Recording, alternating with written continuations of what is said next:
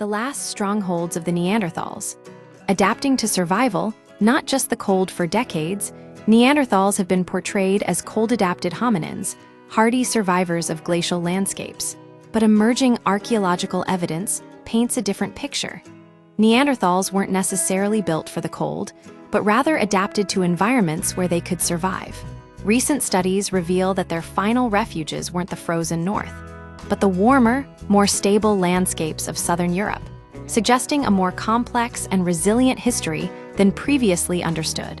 Challenging the cold-adapted myth, the long-held assumption that Neanderthals thrived in frigid conditions has been shaken by detailed anatomical analysis. A study of the Altamura man, a remarkably preserved Neanderthal from Italy, found no specialized nasal structures for warming inhaled air, a feature once believed to be universal among these hominins. Researcher Todd Ray bluntly stated that the idea of Neanderthals being cold-adapted is complete nonsense, implying they struggled with cold just as much as modern humans would.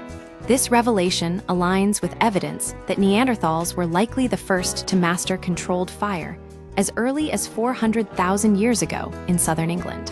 The ability to create fire wasn't just a technological leap. It was a behavioral necessity for survival in climates where their bodies weren't naturally suited. Southern refuges, a stable climate for survival as glacial periods intensified, Neanderthals retreated from northern and eastern Europe, consolidating in the Iberian Peninsula and southern Europe. These regions offered a crucial advantage: relative climatic stability. A study in northeastern Spain demonstrated that the area remained warm and wet between 215,000 and 10,000 years ago, shielded by the Mediterranean's influence. This stability provided a haven where Neanderthals could persist longer than in harsher, more volatile environments. The archaeological record supports this.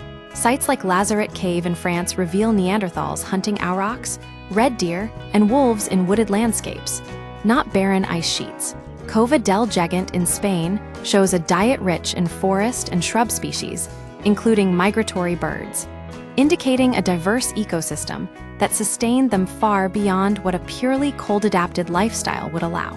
Adapting to change. The final days, even as their range shrank, Neanderthals demonstrated adaptability. At Reparo all'Oscuro in Italy, evidence shows they shifted their fuel sources, burning more grass as woodlands declined around 42,800 years ago. This wasn't desperation. It was a calculated response to environmental change, showcasing their capacity for behavioral flexibility.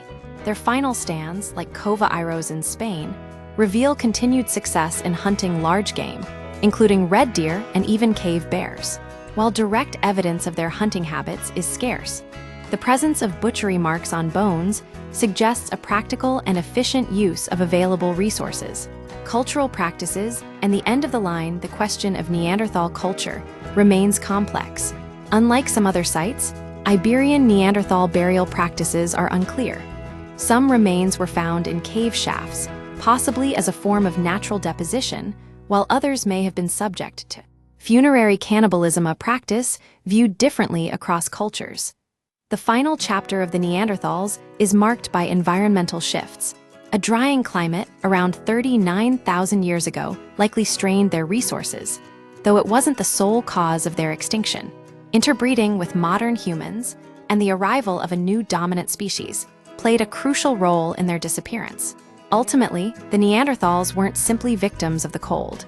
They were adaptable hominins who persisted for hundreds of thousands of years, innovating and changing until the very end.